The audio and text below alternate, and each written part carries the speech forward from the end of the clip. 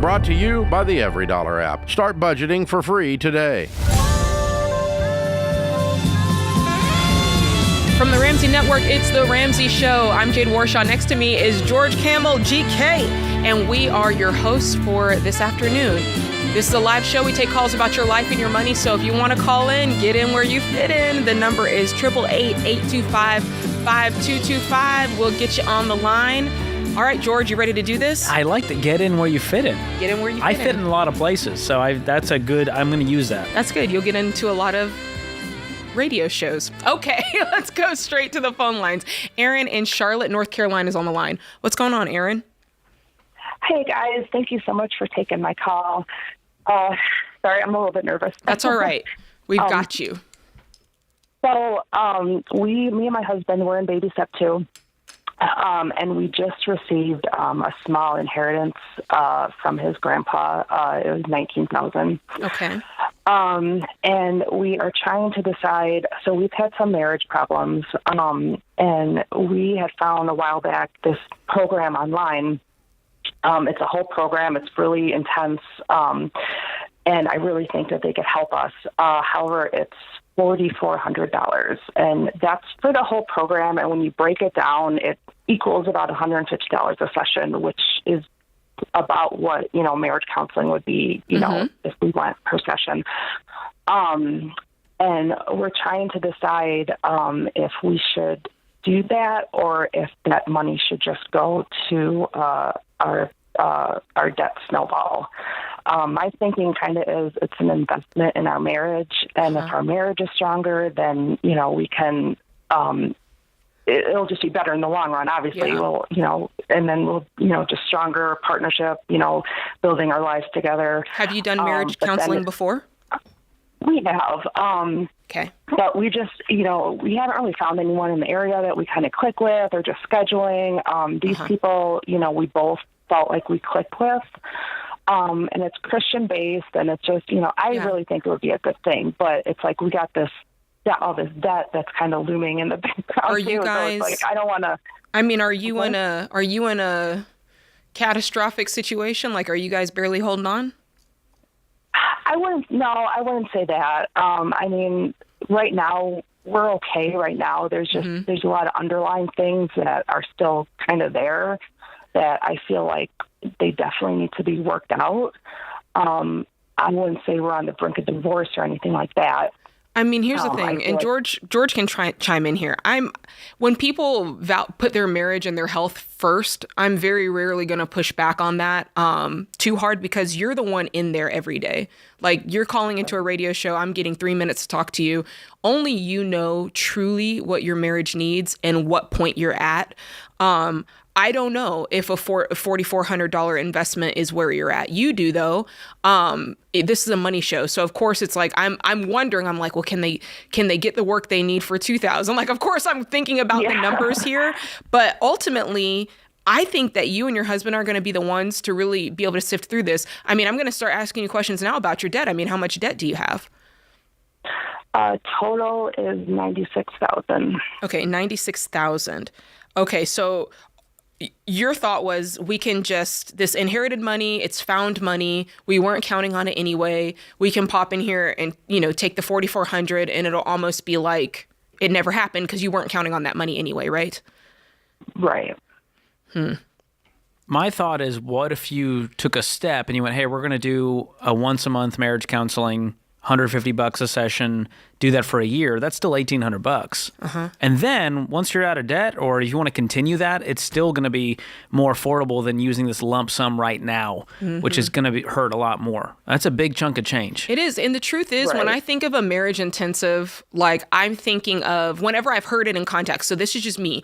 Whenever I've heard it in context on some of the podcasts I listen to, it's like something catastrophic has happened. There's been a betrayal of trust on a major level. There's something really heavy going on that needs deep work and deep help for a long period of time. And so, or there's been something that's been wrong for a really long time. And it's like, this is our last ditch effort. We're talking about divorce. And so people dive into these intensives as kind of like a last ditch effort to save the marriage. It didn't sound like that listening to you talk. I'm going to be honest. It didn't sound like that.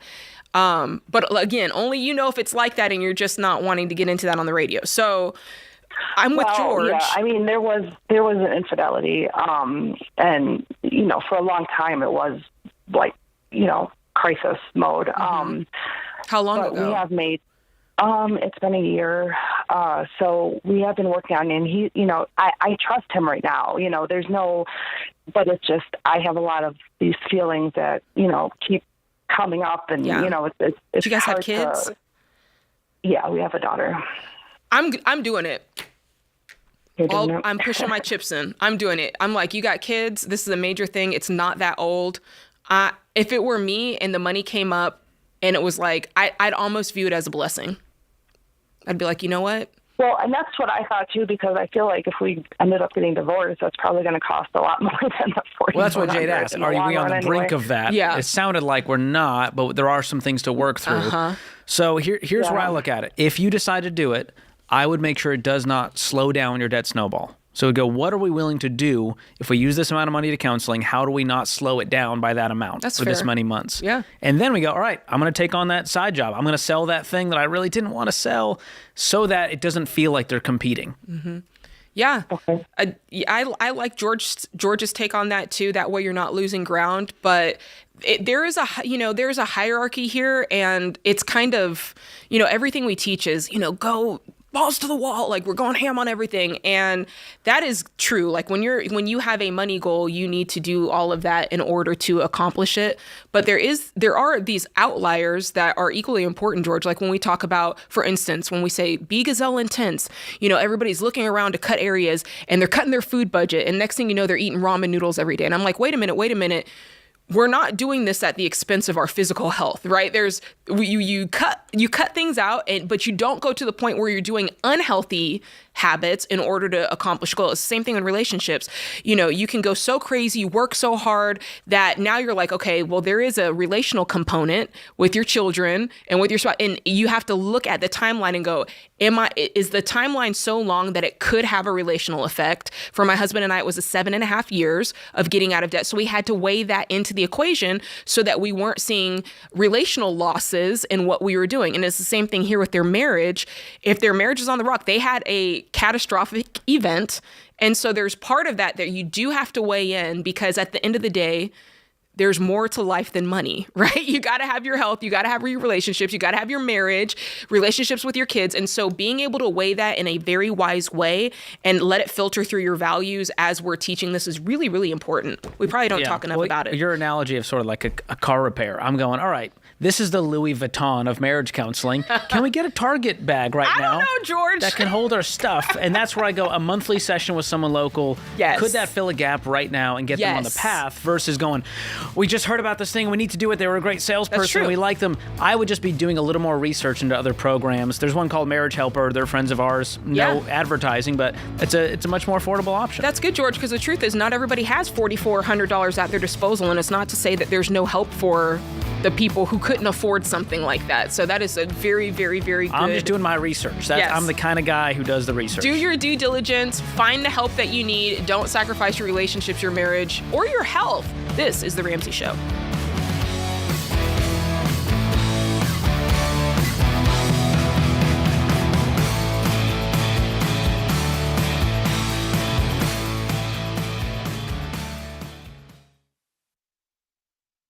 You've been gazelle intense, you've eaten more beans and rice than you knew existed, and now you're ready to make your biggest investment better. Blinds.com is a great way to dress up a room or your entire home. Whether you're comfortable with do-it-yourself projects or you don't even know what a Phillips head screwdriver is, well, trust Blinds.com to take care of you like Ramsey would. You can do the measuring and installation yourself, or you can let Blinds.com's professionals handle everything for you. Blinds.com offers a completely hassle-free experience.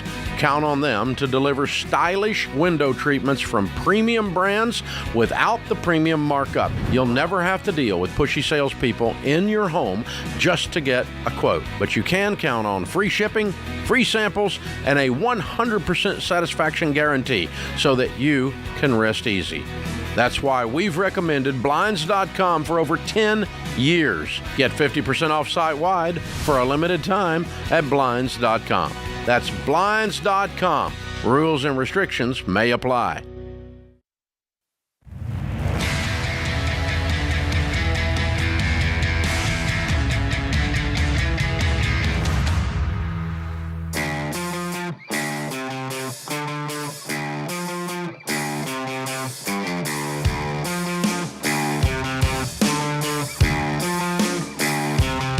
You're listening to The Ramsey Show. I'm Jade Warshaw. Next to me is George Kamel. We just came out of a meeting talking about this very thing, the Live Like No One Else cruise that is quickly approaching.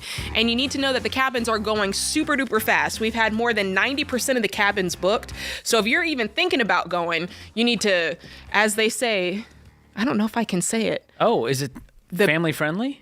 I was going to say, well, now I'm worried. Paint or get off the ladder. Let me go with that that's one. a good one. Paint or get off the ladder. I was going to say the other one. I try to just avoid painting. It's just easier for me. Yeah. James, do you know what I was going to say? Could I say it? Dave said it lots of times. Okay, you got to piss or get off the pot is what I'm trying to say. Okay, you need to decide if you want to go on this cruise so that there's cabins left. You don't want to miss this chance to go on this cruise. It's paradise, guys. And did I mention you don't need a passport? That's the best part. Now, if you have a passport, I'd probably bring it, but you don't need to have one because we're starting in Fort Lauderdale, Florida, and we're ending in Fort Lauderdale, Florida, even though in between we're going to really fun places like Turks and Caicos. I learned that's called a closed loop. A closed loop, that's right. Going to Turks and Caicos, St. Thomas, Puerto Rico, Bahamas. It's going to be fun. On board the ship, there are so many things you can do. You can relax, but you can also do fun stuff. There's excursions. All the food is included. Room service. You can lounge by the pools.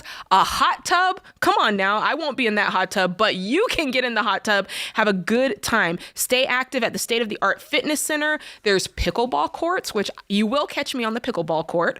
Plus, you'll get to hang out with all the Ramsey personalities on board. George, you'll be there. I can't wait. I will be avoiding the fitness center, though, so don't look for me there. Okay, so I won't be in the hot tub, and George will not be in the gym. I might join the pickleball court, though. Yeah, you were good. George and I played pickleball last week, and he shocked me. I aim to impress. All right, so we'll have the entire cruise ship for 7 days. Again, this is March 22nd through 29th of 2025. You do not want to miss this unforgettable vacation. All right, very good. All right, George, you want to hit these phone lines? Let's do it. Where are we going? We're going to Springfield, Missouri.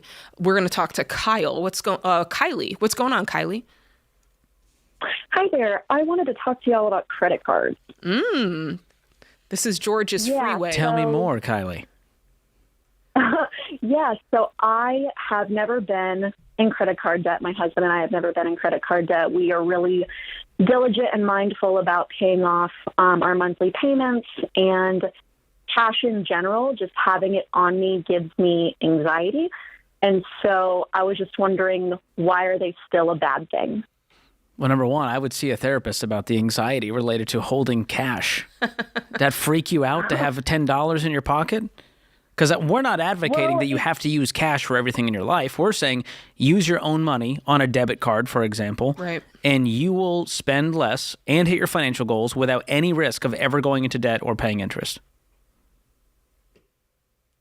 Okay. Have you tried switching to a debit card to see what that feels like? No, because my husband is really adamant about getting his credit score up. And, okay. That's so another convo. In my book, Breaking Free from Broke, I break down the 8 character archetypes. So you would be the perfect spender. You're the person who says, I pay it off every time in full, never paid a dime in interest. Your husband would be who I call the credit score keeper, who's going, I got to get my credit. So why does he want to get his credit score up?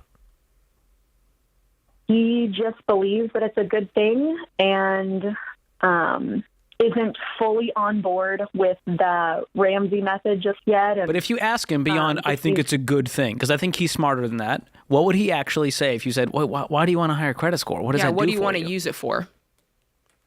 Probably like getting a house loan one day. Okay. Now we're getting somewhere. Mm-hmm. So if we're saying I need a high credit score to get a house, we know for a fact that you don't need a credit score to buy a house. Now, you don't want a bad score. That will hurt you, but having no score won't hurt you. And so as far as that argument goes, really what most people say is, I want a high credit score because I'll have more access to debt, if they were being honest. Does he know that? No, which part exactly? Does he know the part that you can do manual underwriting and that you don't have to have a credit score to get a home loan? That's just... He doesn't believe that, I think, is the problem. But it's not Santa Claus. He doesn't get to choose to believe and have the faith. It's just a fact, is you can do this. I know. And so I could show him all the data, but again, at some point he has to realize that he just is choosing to believe false things. And so that's on one side. On the other side, using a credit card, like you're saying, is it bad to use it? It's not a moral issue to me. You can make a moral argument of who's actually paying for your rewards. Where is that money coming from? Because the credit card companies aren't a nonprofit. They're not charities. And so we can go down that route. But as far as the spending part goes, every single study shows that you spend more when you swipe a credit card. And I believe emphatically that if Kylie switched to a debit card for 30 days, she would spend less. And not only less, she would spend so much less that it would negate any credit card rewards you could have gotten.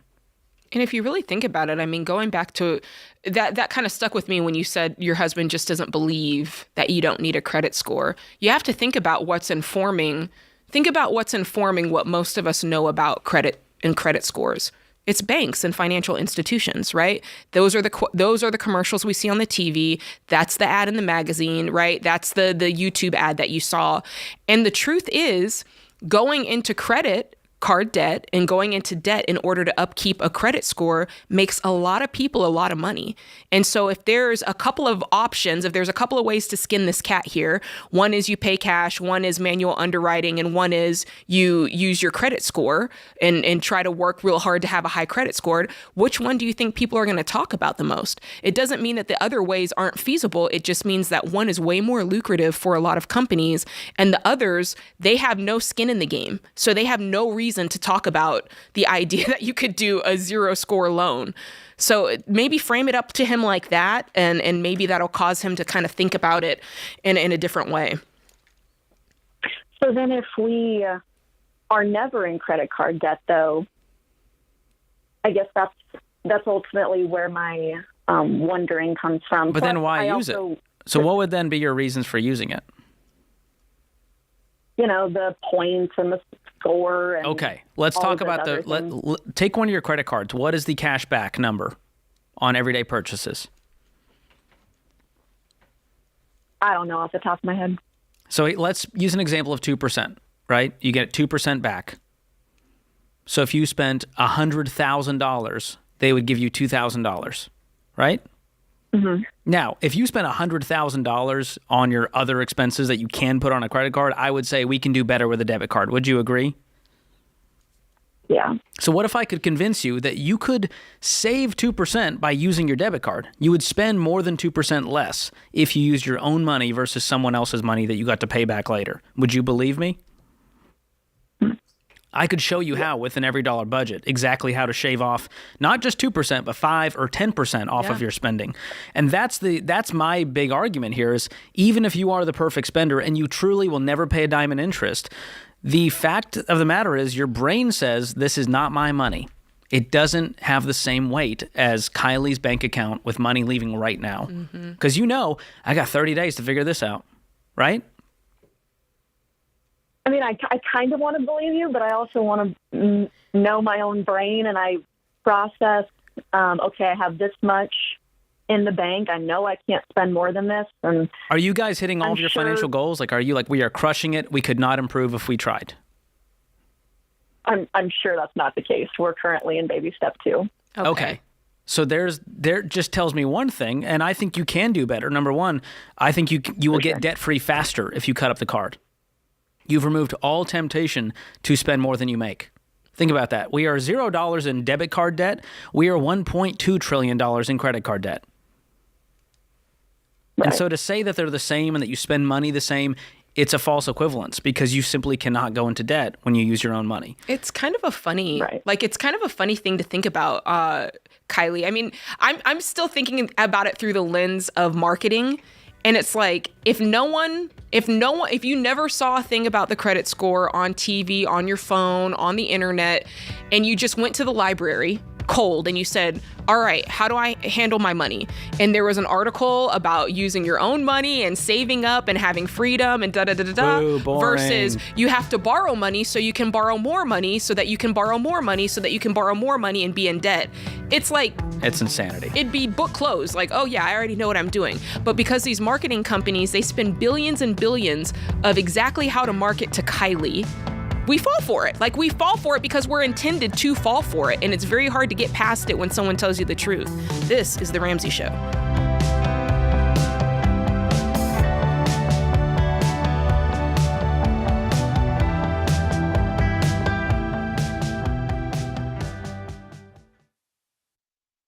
This show is sponsored by BetterHelp.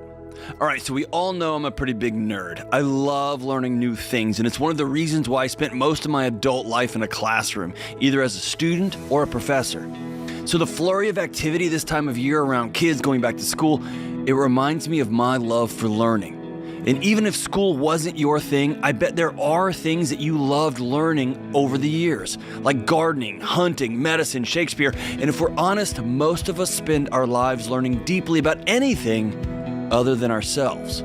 This fall, I want to challenge you. Become curious about yourself.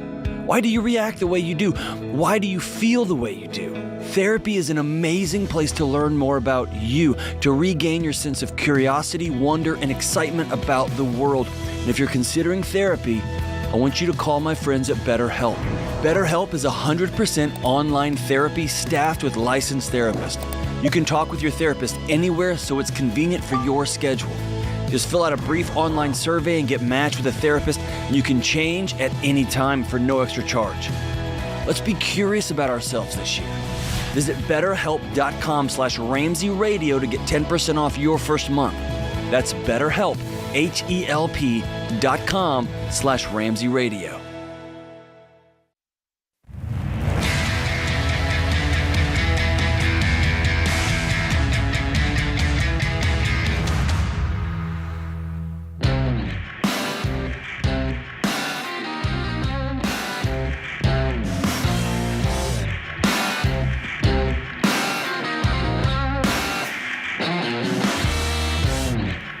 You're listening to The Ramsey Show. If you want to get involved, you can call in. It's a live show. The number is 888-825-5225. Christian will pick up and screen your call.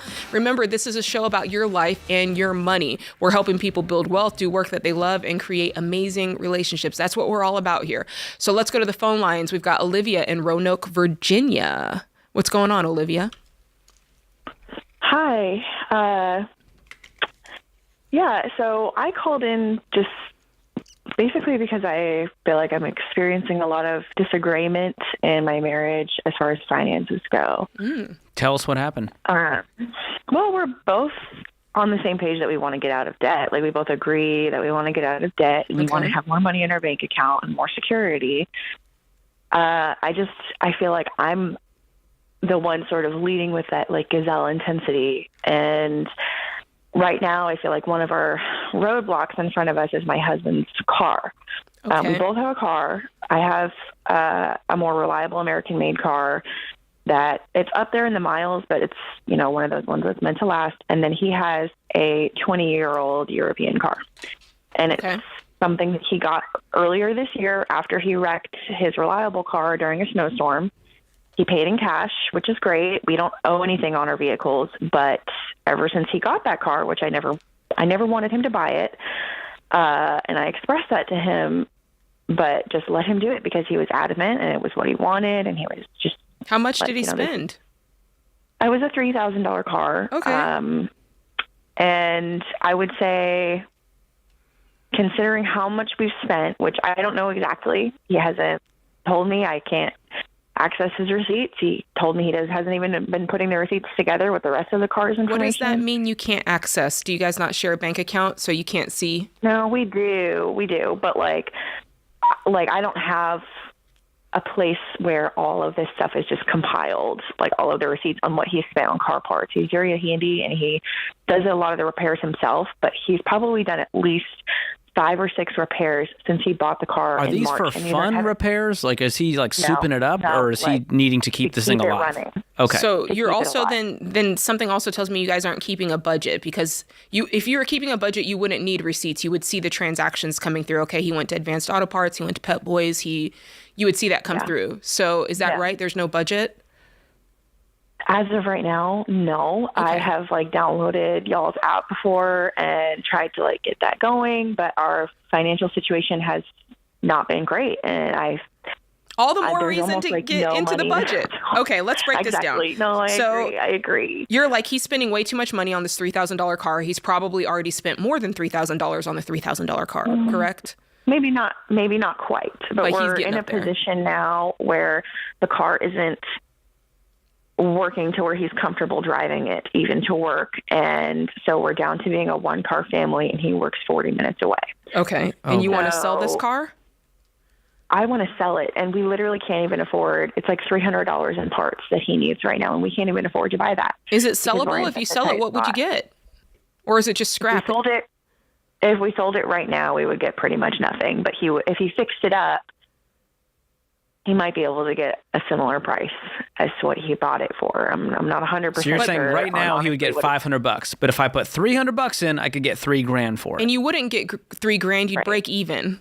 You'd get the money back that you spent. Right. So well, we wouldn't break even after everything he spent, but I don't even know. Why don't you guys do a little math on this? Go back and do a little detective work, see what's been spent on this car, and then you guys can make the best decision, figure out what needs to be done, factor that in, and then figure this out. This is the smallest of the concerns in my mind, this car. This is not what's holding you guys back right now. It's just the ankle biter that's in front of your face. So what's the real thing holding you back? Is he not willing to make other sacrifices?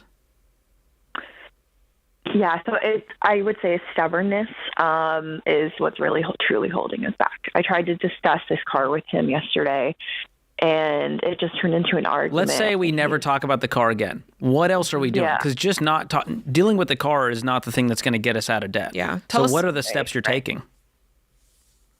So I'm pretty much the only one doing anything to get out of debt. I don't know. He works. But what are you doing? What are you doing to get out of debt? Let's talk about you. Yeah, so I am working. I'm a full-time mom, so I work on the weekends to clean for somebody, and I've been setting aside that cash for a little while, and I don't even have my $1,000 yet because we keep running into things, and I keep having to fork over my emergency fund because there's no money in our bank account. Let's halt right there. There's a couple of things that I hear that is really going to help. Number one, there's a lot of division here. I'm doing this, he's not doing that. This is my emergency fund. I don't have access to the receipts. Like, there's a lot of division that I hear that lets me know there's something missing here. So there's some marriage things going on where you guys are feeling separate from each other. You're not able to talk to him. He's not able to hear you, and probably vice versa. So I would want to do some detective work there and maybe get into some counseling to figure out what's the holdup there. Number two, I think the problem that you're running into financially with when you are setting aside money and it's getting eaten up, it's you guys don't have a budget. So there's no way to know what's coming. There's no way to plan for it. So before you get off the line, George and I are going to get you hooked up with every dollar, because George, I think that's really the issue here, at least financially, the issue. Yeah. Well, tell us about your take-home pay. What is the take-home pay for the month with your cleaning on the weekends, him working full-time? What comes in?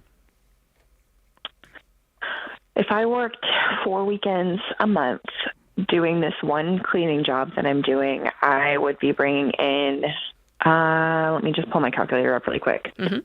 I've never actually done this math. So, this is exciting. This is great. This is part of it for everybody listening. Knowing these details. You got to know your numbers. You know your numbers. Then you know what you need to do in order to get where you want to get. So in just 4 days out of the month, I would be bringing in $720. Okay, great. What does he bring home every month? That number, I don't even know. Okay, so like he has so many medical issues, like with his back. You have access to the bank, right? What does the bank statement say was his income? Yeah, when you see his check roll through. Is it the same check every month? No. The average, I would say that we get, so like weekly, is between $300 and $500 a week. Okay, so maybe $2,000. Like $2,000 a month? Why is he making so little?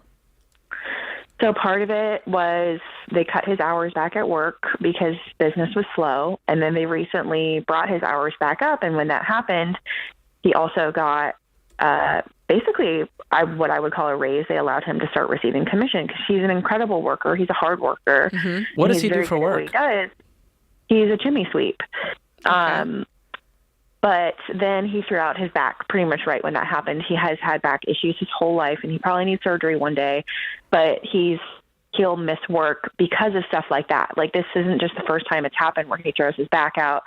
It happens, I would say, once or twice a year where he misses a few days of work because of it. And then there's like sickness and all those like normal life things that things get thrown at you. I think he needs a new job. Yeah. Is it fair to say that he can't be a chimney sweep anymore? I mean, when you said once or twice a year for a couple of days, at first I was like, you get a cold and you're out once or twice a year, mm-hmm. right? The people in the audience are like, yeah, Jade. So there's part of me that's like, how big of a deal is this? Like, we're not losing weeks of work, every couple of months. It sounds like it's a day here, a day there. He needs to make more money. I'm with you on that. He needs to make more money. Yeah. You need to make more money. You both need to earn more money. I agree with you there. Yeah. I think can I just be honest with you what I think, Olivia? I think you're frustrated, and rightfully so. And sometimes when we get frustrated, it's easier to look at the other person and go, here's what they're not doing. But I think this is both of you. I think there's something that I think there's more that both of you can be doing to make this better, mm-hmm. even something as simple as knowing the numbers, right? And in these types of situations, when you are married, here's the thing, you can't control what he does. You can control what you do. You can ask him and you can let him know, here's what I'd like. But at the end of the day, Olivia can only control Olivia. So here's what you can do. You can get the every dollar budget. You can say, hey, let's do this together. And if he doesn't do it, you can still put the budget together. You can tell him, hey, for baby step 1, I think we should save $1,000. And if he doesn't want to do it, you still save $1,000. Like, Olivia can be on her game and lead by example until your husband starts to get on his game. This is The Ramsey Show.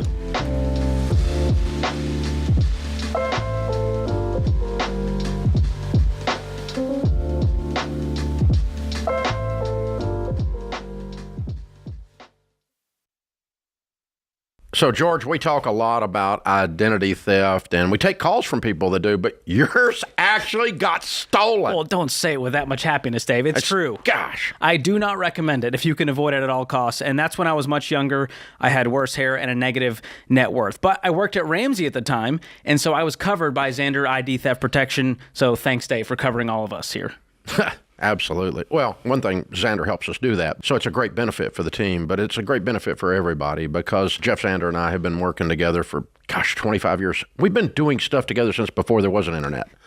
And so when the internet came on and identity theft became this real serious problem, he and I started talking about it, and he went and figured out a way to build an identity theft protection for the Ramsey tribe. That's how the whole thing started at Xandr. And it's the most complete because he customized it. He custom built it from the ground up. It's the most complete and cost-effective protection out there. It's the best identity theft out there. Yeah, I was raised by the internet as a millennial, Dave, and it's scary knowing how many websites are out there with my information. So Xandr ID theft, they bundle all the cyber tools I need to protect my identity. They've got VPN encryption, 24/7 customer and recovery services, and even home title monitoring. So even if your ID does get stolen, they help you, like they did me, by restoring your life back to normal with up to $2 million in protection for stolen funds, which is incredible. That's a big deal. So, guys, you can't go without ID theft protection in today's world.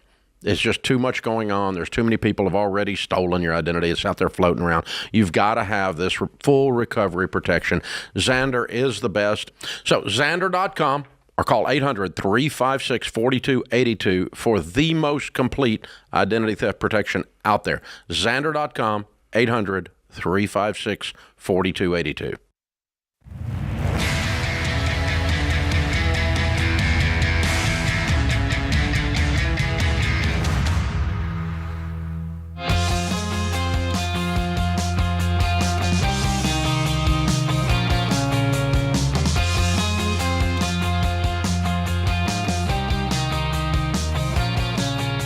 You're listening to The Ramsey Show. The Ramsey Show question of the day is brought to you by Why Refi? Why Refi refinances defaulted private student loans and builds a custom loan based on your ability to pay.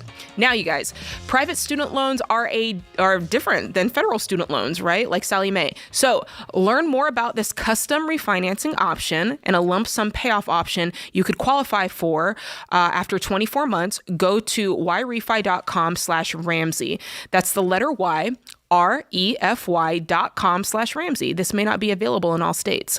Today's question comes from Alyssa in Pennsylvania. Oh, never mind. It's Courtney in Iowa. We had two. I'm going to go with Courtney in Iowa. Go Final Courtney. answer.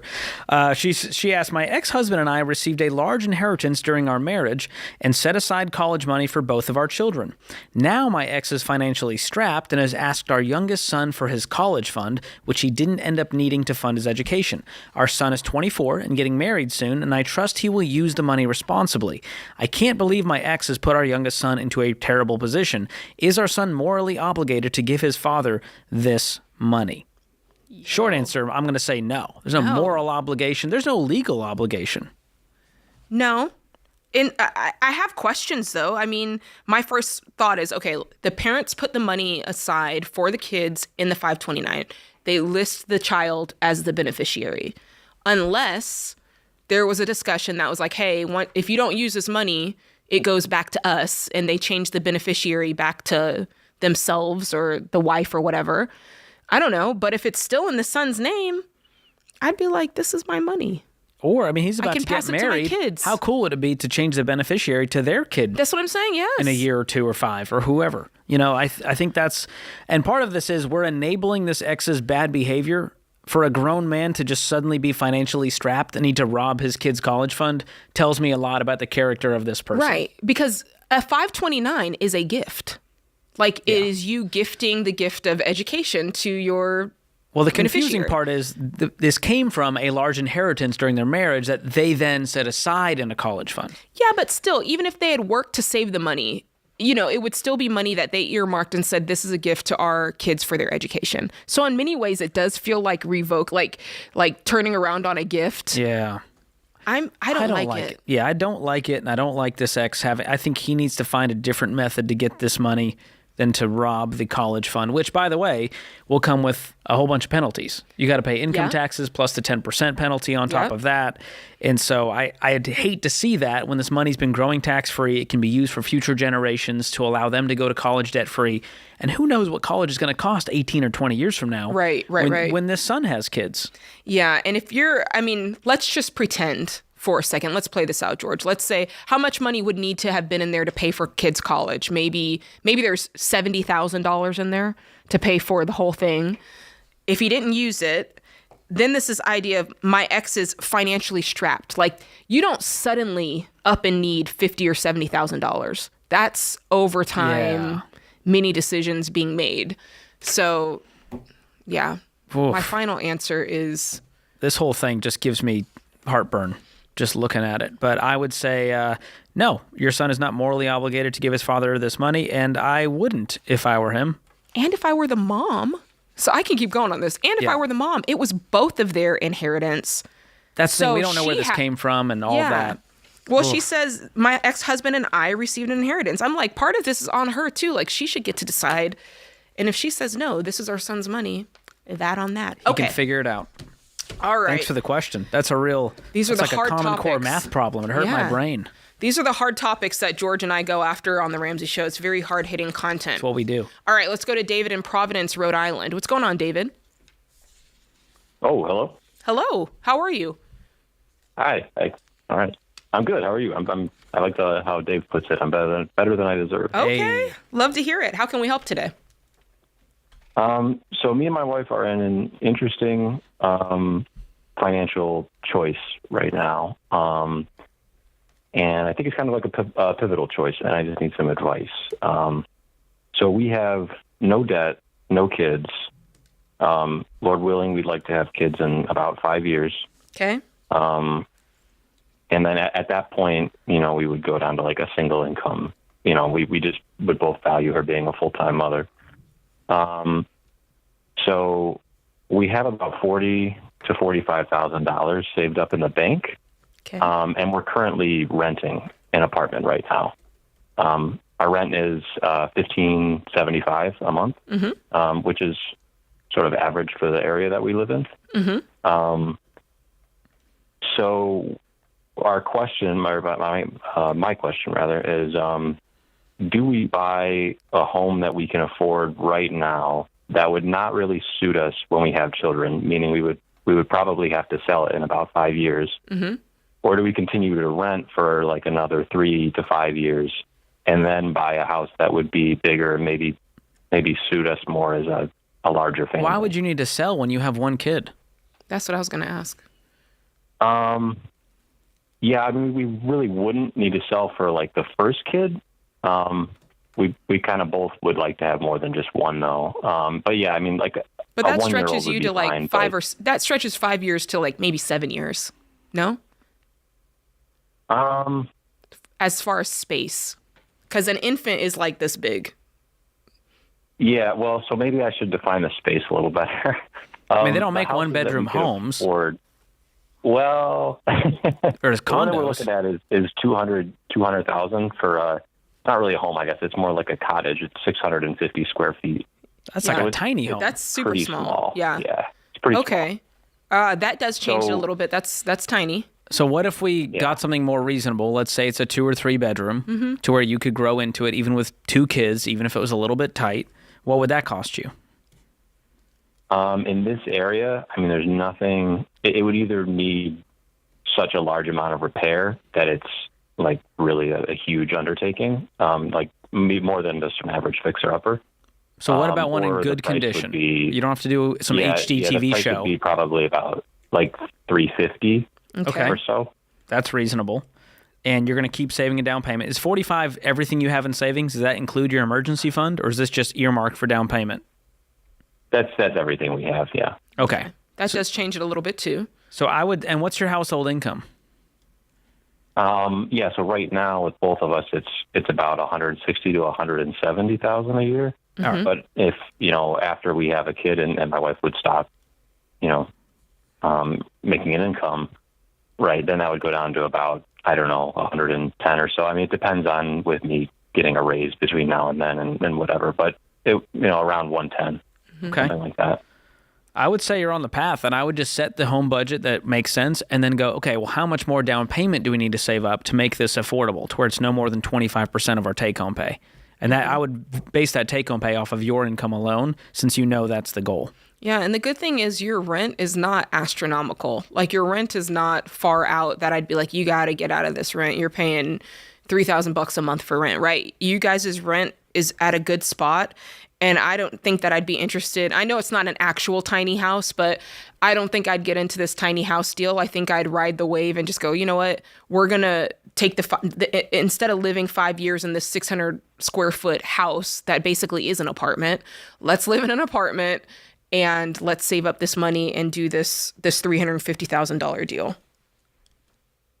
Okay. Yeah. That's kind of what we were thinking about. I value the opinion. Thank you so much. Absolutely. Thanks for the call. What it's worth, our apartment is actually bigger than the house. It's nothing crazy, but it doesn't take much. I know, right? 700 square foot apartment, you just beat the cottage. For sure. So I would go slow. There's no urgency or rush on this, and I would just stack up as much as I can while you have 2 incomes and no kids. Now's the time. Yeah. And you might need to save up $100,000 or $150,000 to make this payment affordable for your solo income in the future. But that's what I would do. I would aim for that $350,000 house and try to get there as soon as possible because, Jade, like we know, it's a moving target. Yeah, that's right. 3 years from now, that might be a $450,000 house. That's right. So you still want to move with urgency, still move with intensity. And of course, we never want that payment to be more than 25% of your take-home pay all in. That's thinking about things like homeowners, all of it. So that's the framework that we're working with. Hey, thanks for hanging out with us. That does it for this hour of the show. George and I will be right back with you before you know it. This is The Ramsey Show.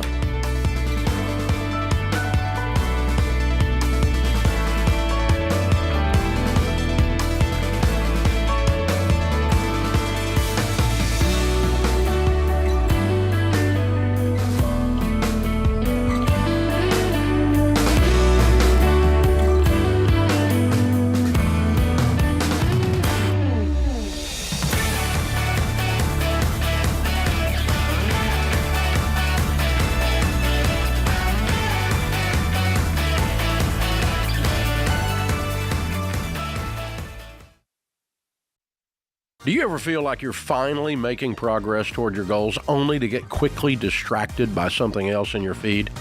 Well, that's why we created the Ramsey Network app, your single source for content that keeps you motivated.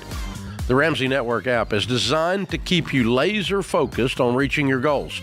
Loaded with over 7,000 hours of Ramsey shows, this free app is the best place for uninterrupted content and no distractions.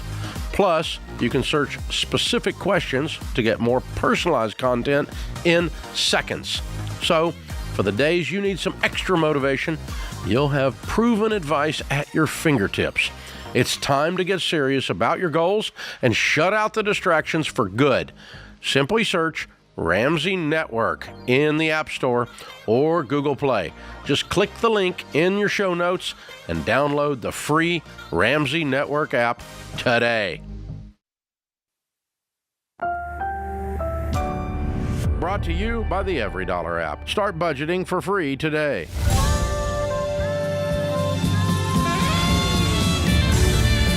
From the Ramsey Network, it's The Ramsey Show. I'm Jade Warshaw. Next to me is George Kamel. We're going to be your hosts for this hour. Give us a call. This show is all about your life and your money. And so if you're interested in building wealth, if you're interested in doing more of the work you love or increasing your relationships, this is the show for you.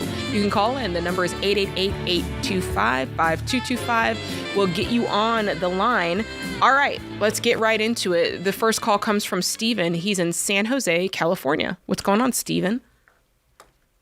How you doing, Jade and George? Thank you for taking my call. I'm a huge fan. You bet. We're glad you're here. How can we help? So my question is, I've been married for about 18 years, and we got in your plan back in 2018, and then we got out of debt. Unfortunately, from that time period, we had a separation due to my addiction to alcohol. Okay. And everything kind of fell apart. We separated, finances, everything. We remained married because in hopes of, trying to reconcile the marriage. Yeah. I got myself clean. I'm over a year clean. Way to go. In that meantime, yeah, thank you very much. I appreciate it. It's been a very hard struggle, but I'm very happy and I'm glad to get myself back just for myself, Yeah.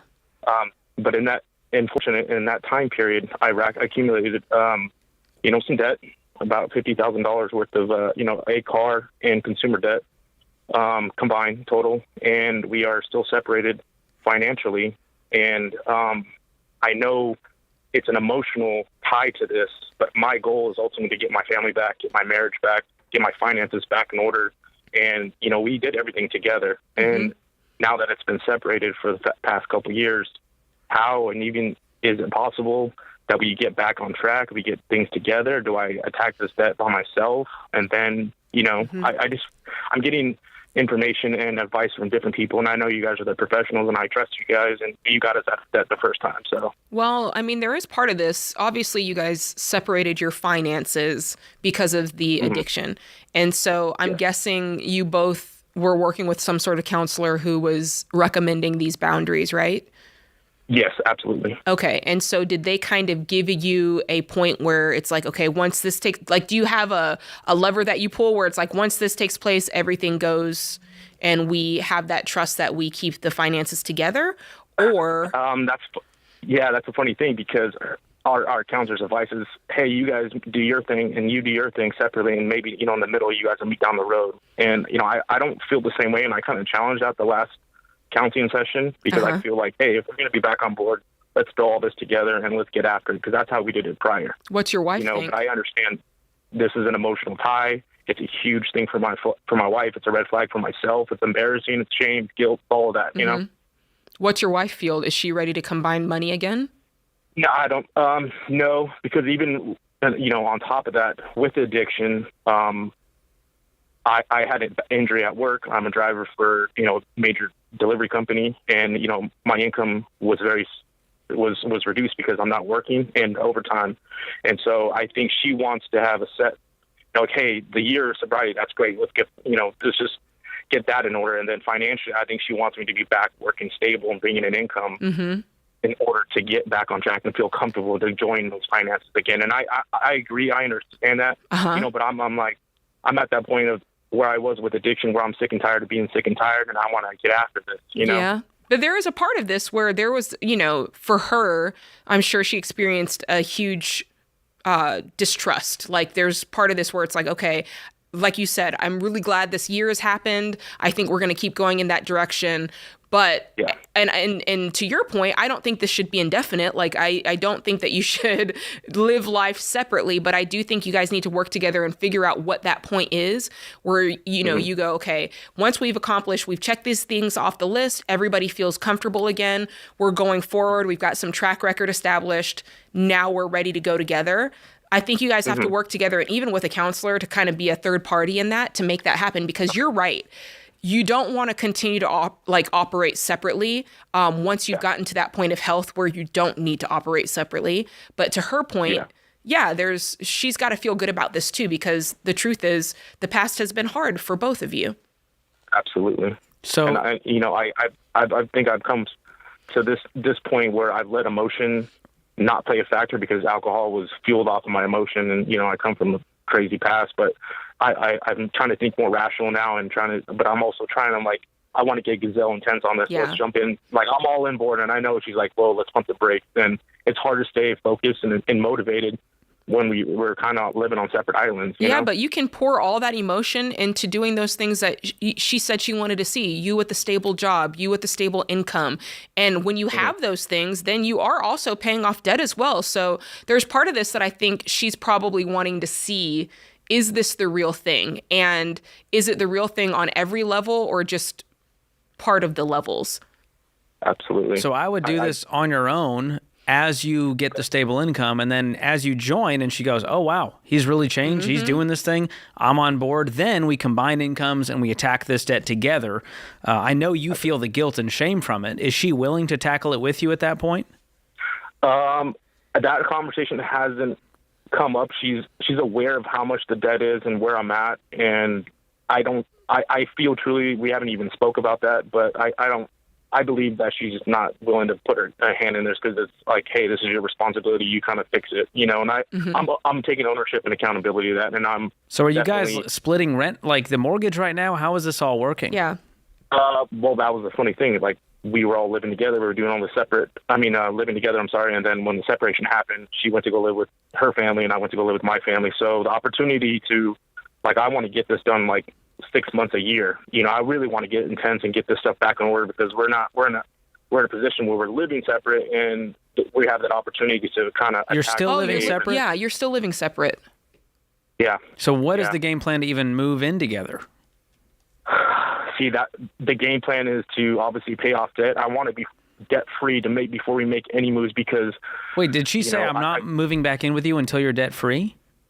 That words have not come into play, but I'm sure that's how she feels. Okay, it sounds like you guys have more conversations to have, because I do think that probably coming out of this, she probably has a set of boundaries that she's thinking, absolutely, I got to see X, Y, Z. And if she was on the line, she may have a whole different story and go, well, no, here's what you need to know. And we go, oh, okay. So it's hard to play, judge and jury here. But I will say you need more clarity. And there needs to be a very clear conversation of what must be true, because I want to spend my life with you physically, financially, everything. I want to move back in with you. I want to combine finances, and I understand I got work to do. What needs to be done? Then we can go about the business. And I would think about selling that car, Stephen.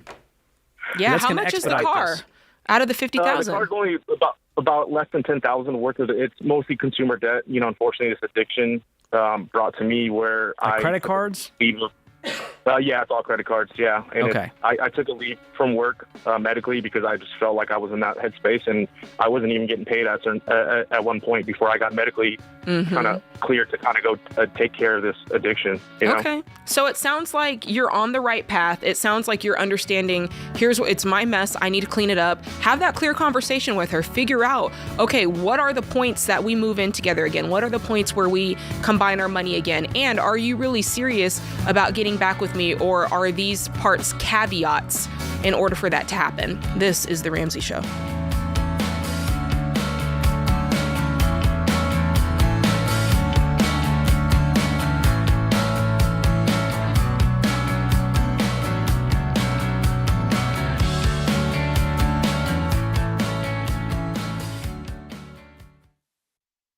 Hey guys, it's Rachel Cruz here to tell you about a faith-based alternative to health insurance that can make healthcare more affordable. Christian Healthcare Ministries.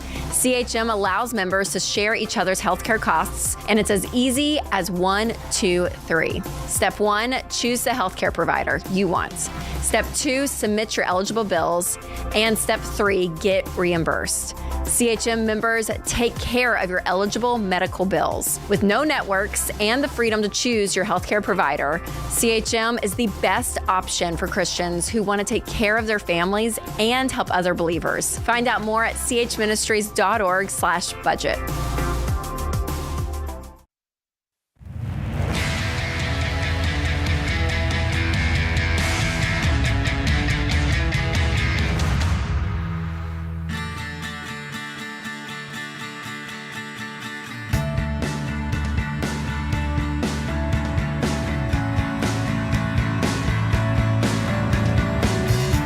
This is The Ramsey Show. George Kamel is my host. I'm Jade Warshaw. We're taking your calls.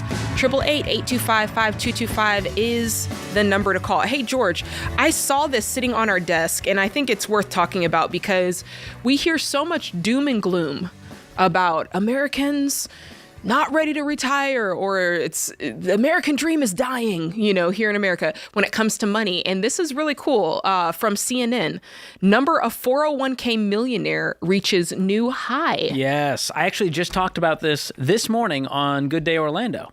We did a media hit with the nice people over there. And this is exactly what we talked about because there's so much hope stealing going on out there. All you hear is there's a retirement crisis and the next president's going to screw this up and cause us to all be broke. And here's Fidelity saying, actually, we're at record highs, and across our 401k accounts, they have 500,000 people who have balances of $1 million or more in that one account. Wow. In just one 401k account, which is very encouraging. Average balance hit $1.6 million. That's great. That's excellent. Encouraging. So the question is, good for them, George. What about me and my 401k? I don't have $1 million. Well, that's true. The average 401k out there is more like 126 grand. Yeah. So it's like a tenth. So how do you get there, Jade? Well, it takes consistent investing over a long period of time. So if you sporadically put 3% to get the employer match, it's going to take a bazillion years to get $1 million. But if you follow the Ramsey plan, you get out of debt as soon as you can, 2 years or less. You get the emergency fund in place. You begin investing 15% of your household income into that retirement account. You will see that it doesn't take long for compound growth to work its magic. That's right. And we all the time around here, we're talking about 10% returns. And anytime I talk about 10% returns, especially if it goes on social media, there's always somebody popping into the comments saying something like, well, where are you going to get that? Or how could you get that? Or that's impossible.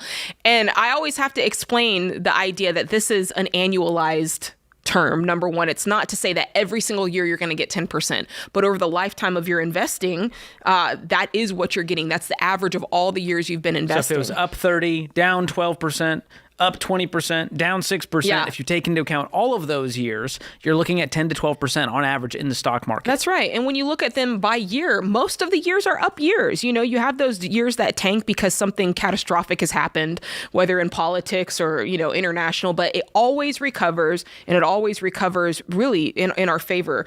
I just looked at the S&P 500, which represents the total U.S. stock market. I looked at the numbers, Jade, this morning, and in 2004, so 20 years ago, we have 5x'd since then. Yes. So if you had 10 grand, now you're talking 50 grand. And even if you started investing 10 years ago, your money would have went 2.5x. That's right. And so it's not a rocket science analogy here. You just need savings rate, how much money you're putting in, plus time. That's right. the formula to become a 401k millionaire. Yeah, that's what we're looking at here. So your 401k is a great place to start. We say all the time, we sometimes here we talk about baby step 4, and we kind of push past it, but it's worth talking about, George, because a lot of people have questions. A lot of people don't realize, okay, when I invest in my 401k at work, what does that mean? And where does that get me? So let's take a moment and kind of explain that, because I posted a video on Instagram last week about baby step 4, and I was overloaded with questions on, okay, what does that mean? Where do I go? What if it's Roth? What if I get a match? So let's take a moment and teach the people, when we say baby step 4,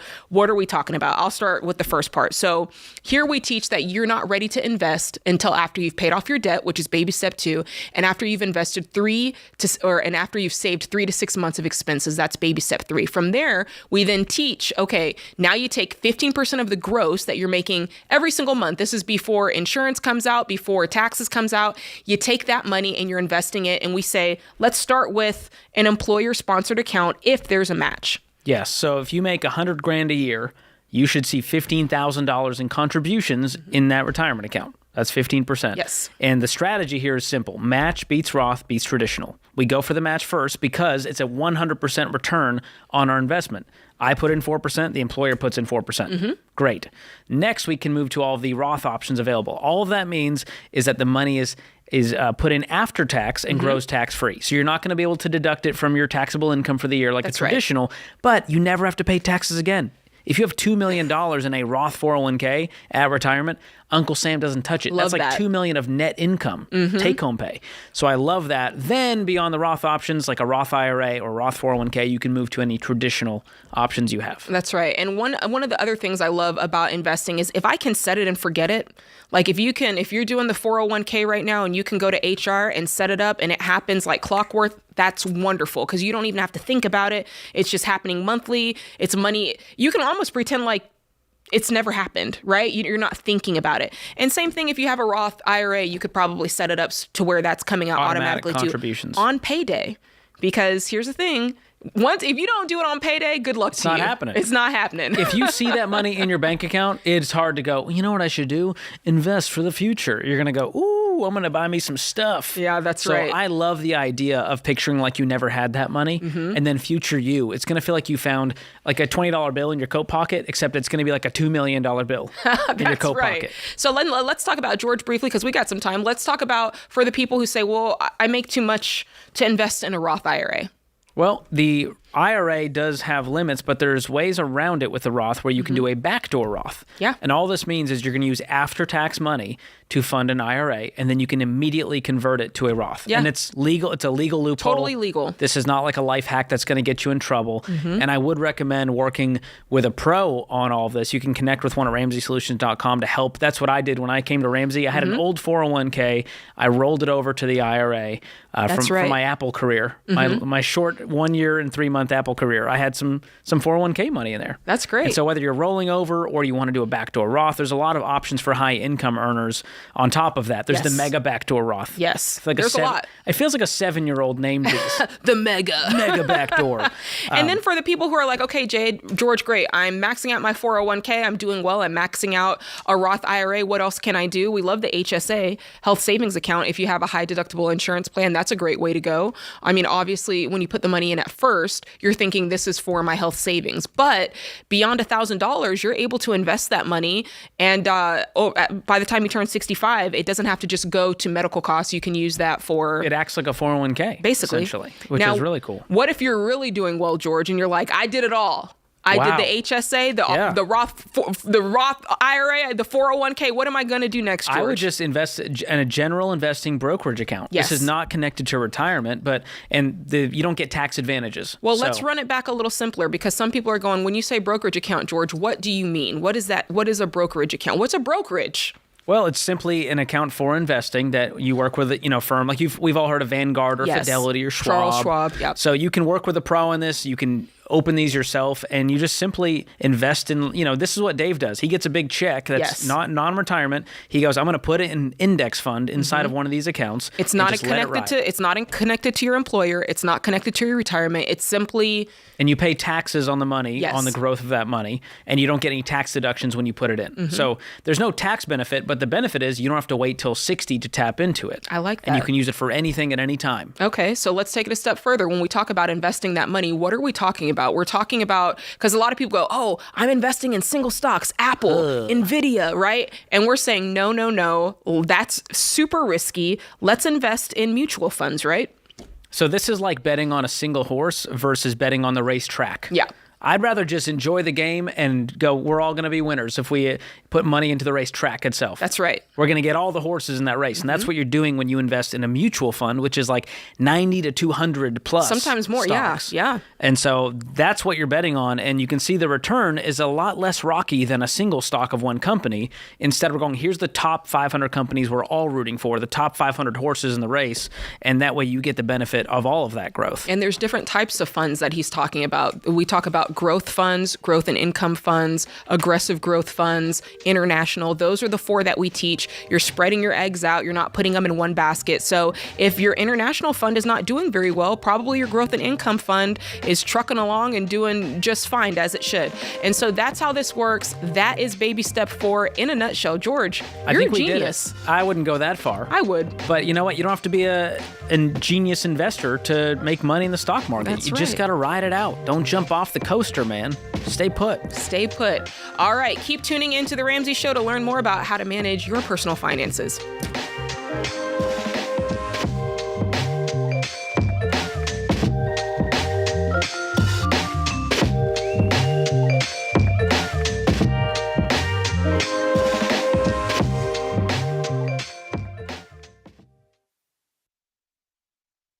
Hey guys, here's a quick math refresher. There are only 24 hours in a day. So you and your team need to streamline time-consuming tasks to focus on the activities that actually make money. Smart businesses are realizing that to reduce headaches as they scale, they need NetSuite by Oracle.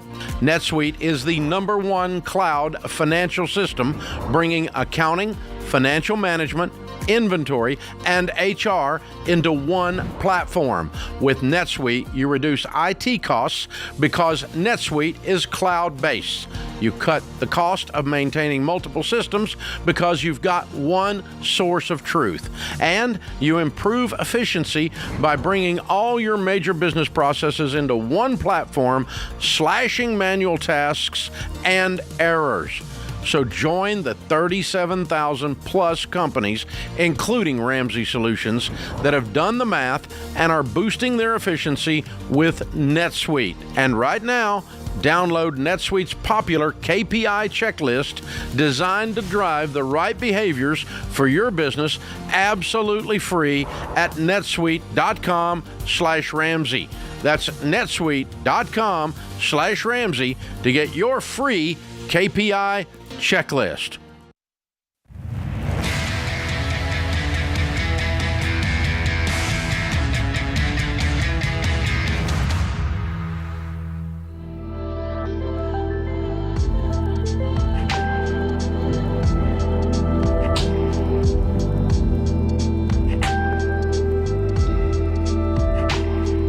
This is The Ramsey Show. George Kamel is with me. I'm Jade Warshaw. We're taking your calls. This is a live show, so if you want to get on, go ahead and give us a call, 888-825-5225. Let's go straight to the phone lines. We've got Dan in Los Angeles, California. What's going on, Dan? Hey, guys. How are you? Happy Monday. Happy Monday.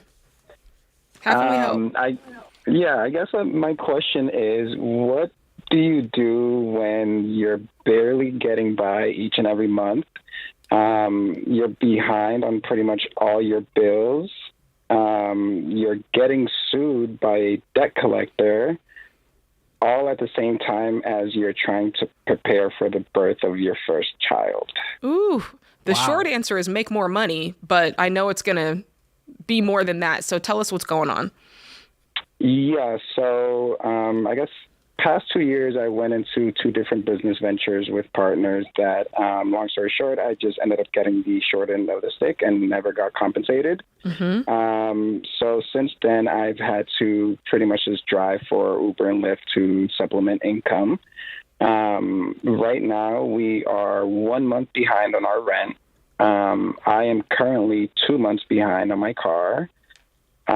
Utilities for like gas and water and power, I have not paid for probably like the past year.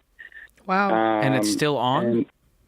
And it's still on, thankfully. Have you talked to them? Have they talked to you? They've sent out like notices, and I've made payments whenever I can just to keep things on. What are you paying for? Even if you have a little income, where is it going? So I guess, could I give you guys like the breakdown of certain expenses? Sure. Yeah, I want to know. Because those things should be covered first. If you do nothing else, put food on the table and cover your 4 walls. And it sounds like you're not covering the 4 walls, so I'm wondering, where is the money going? And by the way, tell him the 4 walls real quick, just so he knows. That's food, utilities, housing, transportation. If you cover nothing else in that order, which means the credit card companies can kick rocks because you got to feed your family and keep the lights on. Yeah, tell us more numbers. How much is rent? You're in Los Angeles. So rent, my portion is split with me and my partner, and I pay about $1,600. $1,600 just for you. Okay. Yep. And then my car payment is $610 a month. Okay. That's a lot. Okay. Insurance is $330 a month. Okay. In charging costs alone, to charge my vehicle, I drive a Tesla. Okay. Oh no. It's about $800 a month. Considering So stop there, because we're doing good. Now, you're driving Uber and Lyft, which I don't know. I'm not stepping on anybody's toes, but I tend to think of those as side hustles. Now, I do know in places like New York and where there's a lot of traffic, people do this as their full-time job. So tell us what you're making from Uber and Lyft and what you're making each month. It's anywhere from like 42 to 46, roughly, give or take. 100? Yes. Per month. Okay. And tell us where that's going. Okay, obviously half of it, a good portion of that's going to rent. Okay, charging the Tesla. What else is laying around here? Because it seems like with that, you can cover rent, you can cover the car. How are you eating? Why are you behind on rent and utility bills? Because you're, even after what you just told us, you still got about $2,800 to go. Mm-hmm. You got to eat. I guess phone and cable is $150 each, so that's $300 there. Groceries, I spend about roughly $300 to $400 on groceries. Okay. Phone and cable. Why haven't we cut off the cable yet? We're not paying utilities, but we're paying for cable.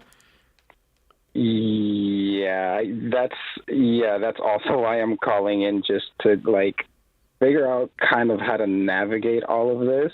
And tell me about the partner situation. You guys are not married, so therefore you have not combined finances. Yeah, we have not combined finances. We are very transparent with our finances. We know our incomes. We know how much we spend on certain things. How is she doing financially? Because she has to live in this hellhole that you've created together. Yeah, we're both in literally the exact same position. Whatever extra change that I bring in, I'm usually sending to her so that she can cover whatever bill she has, vice versa. If I need a couple of dollars here and there, she'll send it to me. So we're just... What's keeping you guys... The math isn't mathing, because if I do it at $4,200, which you said is on the low end, if I subtract rent, if I subtract the car, the charging, the insurance, the phone, the cable, the food... I still have $160 left. And I know that's no kind of margin, but I'm trying to understand why you haven't been paying rent when you had the money to pay rent, and why you haven't been paying your car when you've had the money to pay the car. Yeah. What else is left out of the... When we fell off, when we started getting behind on things, it wasn't until afterwards that we were able to at least be up to date with current matters. So you just don't have the money to get a month to get you can pay for the month, but you can't pay for the previous months. Exactly. Got you. Exactly. What is keeping you guys in Los Angeles? That's a good question. That is a good question. Is she working? She is. Yep. Okay. What does she do? Until the pregnancy? I'm sorry? Up until the pregnancy, she'll be working? Yeah, and she gets maternity leave and all of that. So you're doing Uber, you could do that anywhere. What she does she need to be in Los Angeles County to do it? She doesn't have to be here, no. Okay, so... You guys need to get as far away from Los Angeles as possible. I know, that's right. We need to get your rent down. We need to cut every single bill that isn't necessary to your life. You need to sell both of these cars, and you need to get 3 more jobs. You wanted an answer the way out of this? That's it. And if I had a baby on the way, I would be like, I want a different life for this baby than the life I'm living right now. Are you there yet? Oh, no, we're definitely not there yet. I mean, what George is saying is exactly right. Are you there yet emotionally? Like, I'd be on the phone with Comcast or whoever has the cable today and going, I can't afford this. Cancel it now. Cancel it 3 months ago. And I get on the phone with all utility companies and say, please keep the lights on. I got a baby on the way. I'm working on catching up. I'd call every debtor in my life and say, here's where I'm at. Here's what I'm trying to do. And so far, I don't hear very much, urgency toward the situation. I think this is I think this is a classic, like, knowing when to hold him and knowing when to fold him. Like, it sounds like you came out, you went to Los Angeles, and you had this idea for this business. You got screwed. I don't know your partner, what her thing was, but it's almost like you're hanging on to something that you thought was going to happen. It didn't happen, and now you've got to rebuild something new and start again. And you know what I'm saying? That's exactly the situation, yeah. And so the good news, the hard part about that is it sucked. But the good news is you get to start fresh and do something completely new, be completely successful, and you don't have to be clinging to this, past failure any longer. You can choose to let that go at any moment. Because I'm not staying in LA eating beans and rice to drive Uber. I'm just, like, if I'm you, I'm hightailing it out of there, right? Yeah. Are you going to move tomorrow? When's your lease up? So we actually just re-signed for another 12 months. Yay! It's also a situation where when it comes to renting apartments, your credit has to be in relatively good standing. That's true. Both of our credits have been absolutely obliterated. But there are places that don't care about your credit, that they just want to see if you have cash money. There are places that care about your credit, and then there's places that they're like, do you have first and last month's rent? Yes, okay. They might make you pay a little bit more upfront. They may put different, things into the contract, but it's not strictly What doesn't help based. is you got to miss payment now. So we need to fix that part ASAP. We need to get up on the bills, which means we got to work extra, cut everything in your life that isn't necessary, which right now is pretty much everything. I'd sell the car and find a normal job, and you can walk to it or bike to it. You don't need to spend $2,000 a month on your Tesla to make $4,000. And put a time limit on this. Put a time limit on this. This needs to happen in the next 2 to 3 months. You guys need to be out of LA and into something different and fresh and new and good. Sign up for a new life for that new baby. We're rooting for you, man. This is The Ramsey Show.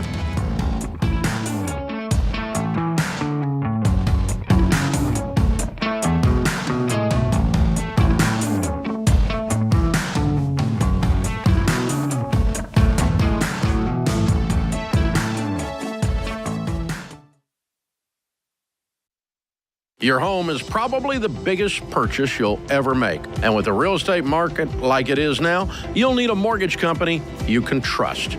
That's Churchill Mortgage. You guys, buying a home is not a button push. It's a process. It takes building a relationship with an expert who will dig into the details and give you peace of mind without busting your budget. Churchill is one of the highest rated lenders in the country. And they're Ramsey trusted because they do what's right for you. Go to ChurchillMortgage.com to get started.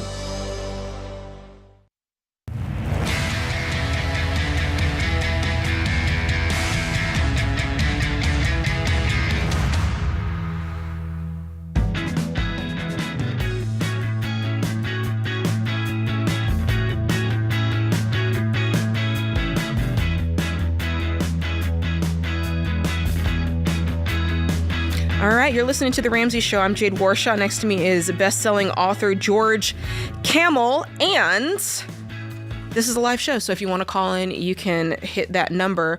But George, imagine this, and those of you listening, imagine this as well, not just George. Imagine you look up a year from today and you finally accomplish the things that really matter to you. The goals you said you were going to do. You were going to get out of debt. You were going to start that habit. You were going to start whatever it was. Imagine you actually did it and you achieved your goals. This doesn't just happen by chance. You got to have a plan. You need something that's going to keep you focused, something that's going to keep you motivated and organized every single step of the way. And lucky for you, we have that. We're excited to announce the new 2025 Ramsey Goal Planner. It's here. I know. I feel like I needed a drum roll there. It's packed with monthly teachings from Rachel Cruz, Dr. John Deloney, and myself. We're there to help you set attainable goals with your money, guys, with your faith, your relationships. Plus, it has so many amazing features. We're going to help you get where you're trying to go. We've got calendars and stickers and vision boards and goal setting systems and trackers for your savings and more. All of this is rolled into one convenient binder planner. And it's $49. I mean, come on now. Don't wait. This planner is in high demand and it will sell out fast. It sells out every single year. So seriously, guys, if you've been on the fence, again, get one. People are buying these like crazy. Go to RamseySolutions.com/store, or you can click the link in the description if you're listening on YouTube or podcast. Get them while they're hot. All right, let's go to the phone lines. Jennifer in Detroit, Michigan. What's going on, Jennifer? Hello. Okay. Is it okay to borrow for home repairs when we have lost our homeowner's insurance and we put down a large down payment on our home before we realized we immediately needed so much for the repair? Oh. Well, tell us more. I don't know what the down payment has to do with this, but you bought this home. I was on. Yeah. You bought the home. You had homeowners? Yeah.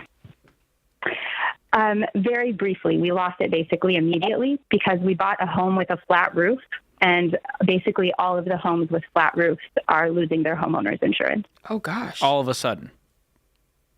Yeah, because they have like some new technology where they can take satellite pictures, and even people who have roofs that are still under warranty are fighting to keep their homeowner's insurance.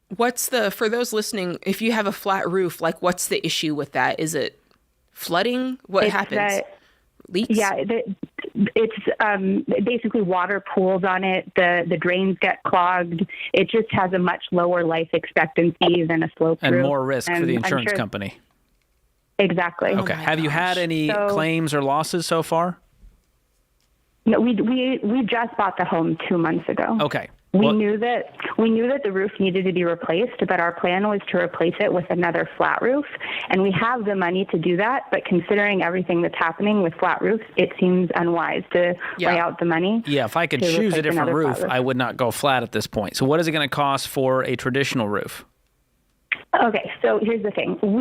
Our long-term plan was that we wanted to add a second story to our home because we don't have quite enough space for our family, but we were going to manage with the space that we had. Mm-hmm. And so we don't want to put on a sloped roof without putting on a second story because we want to put the sloped roof on top of the second story. And in order to do that is really expensive. It's like I don't know that I would. Over is it worth sinking another $200,000 into this house versus just buying a different house when the time comes? So I'll say that for us it is because we're really, really location sensitive, and this location is exactly what we were looking for. Our family just moved internationally from Israel. Right. And we just needed to make the transition. And there's no other homes in the neighborhood that have a second story and a sloped roof?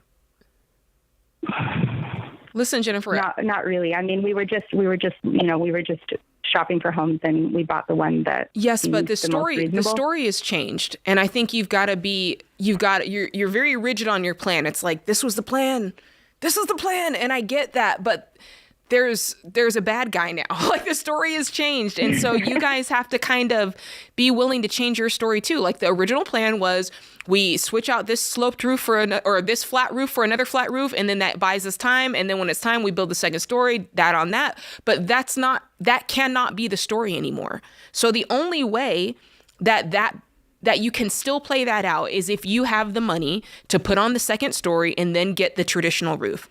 And if you don't have the money to do that, then you have to rewrite the story. You have to. Right, but we wouldn't be able to sell this house and buy a much larger house either. Maybe not immediately, but what you never gave us the numbers. So then what you do said we do now? You said you have the money you said you have the money for a flat roof. What does that cost? And then tell us what the cost is for a traditional sloped roof. Okay, so to replace the flat roof would cost $25,000. Okay, and we have that. We actually have about $100,000. Okay. And but in order to build a second story with a sloped roof on top would cost over $200,000. Right, but you don't have that money yet. Can I ask a stupid question? My hand's raised. Why not take that $100,000 and just upgrade in house? Yeah. Instead of overbuilding on your own house, and now you're underwater because the money you put in is not even what it's worth. That's my worry for you. This is not the only house that exists for you guys. That's what we're trying to get at. What'd you buy the house for? $250,000. Are there any $350,000 homes that have sloped roofs and second stories? No, not really yet.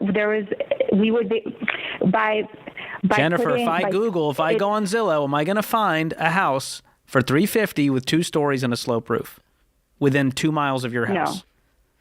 No. It would be like 4 or 5. Okay, let's call it 4. Let's call it 4. You save up another $50,000. You can upgrade, and you can avoid dropping $200,000 into a house that is not going to be worth $450,000 when you fix it up. I think it would be worth more than that. Then wait a minute, Jennifer. What are your options? You tell us the options. Let's flip it, because we're telling you, and you're like, no. So you tell us the options. Right. Well, I mean. The reason why I mentioned the down payment is because from my perspective, we could have put down a much lower down payment and then we would have had that cash. And so taking out a loan feels like it's the equivalent of just having put down a lower down payment. And so it doesn't feel like I'm being like anti-Ramsey. I got you. Okay. So you've kind of thought if we paint this the right way, we can feel good about taking out this debt in order to do this house. Yeah, basically, because it would ultimately be the equivalent of just having put down. Why a would lower you go into down debt payment. when you have $100,000? Are you saying go into debt for the full $200,000? Because she wants the story. Yeah, she wants to add the addition. Yeah. I think you're doing, I think you're willing to add more risk and stress to your life in order to get exactly what you wanted. And I'm just telling you, listen, variables came into play. And I hate that for you. Like, I hate that this happened, but I truly do not think this is the only house out there for you. And I would not leverage my home and go into further debt in order to make this happen. And I get there shoulda, coulda, wouldas. I would be pissed if I were you. I'd be so frustrated. Like, man, this is not the way this was supposed to go. And I'm acknowledging that with you. But the truth is you don't have the money to pay for the way you want this to work right now. That's the truth. And I really think that if you would let go of your like kung fu grip on this, you might see that there's other options that serve you better. Well, so I'll tell you that right now, I really don't want to move for a completely non-financial reason. I just moved a family of 9 we've lived in Jerusalem for 15 years, and I just moved a family of 9 back to the States, and I'm trying to get my children used to the neighborhood and making friends and they're in a foreign country. Even more reason to not do an HGTV level renovation on the house right now. And so here's what you can do on the insurance side. I want to answer the initial question before we got sidetracked. I would go to RamseySolutions.com/home and get connected to an independent insurance broker, because I've looked into your issue and there's lots of other companies that will cover you. It might be more expensive. You might need to look into an excess and surplus plan or an off-market insurance plan. There's also the Michigan Basic Property Insurance Association. Have your insurance broker apply for that, which should guarantee you some level of insurance. You can also look into the Fair Insurance, FAIR, for options there. All right, guys, that does it for this hour. If you want to keep watching and continue the show, head on into the Ramsey Network app. You can find it by Googling or going into the Apple Store and searching Ramsey Network. We've got Teresa coming up. Her husband doesn't believe that being debt-free is a possibility. Ooh. Head into the app to see how that goes down.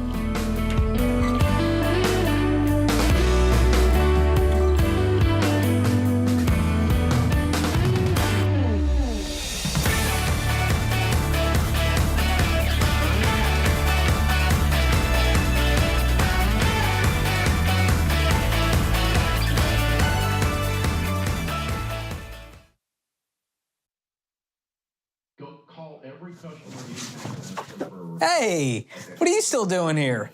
You know the rest of the show's happening on the Ramsey Network app, right? So you got to jump over there to continue watching. You can download it for free. Just go to your app store, type in Ramsey Network. It's completely free, and I'll drop a link in the show notes to make it easy for you. So if you're watching on the app, you're in luck. But if you're watching anywhere else, this show is over for you. So jump onto the app and let the fun continue. All right. Go on now. Don't make it weird. Okay, I got nowhere to go, so you need to go. Okay, bye-bye now. All right, it's getting weird over there, guys. What do we do?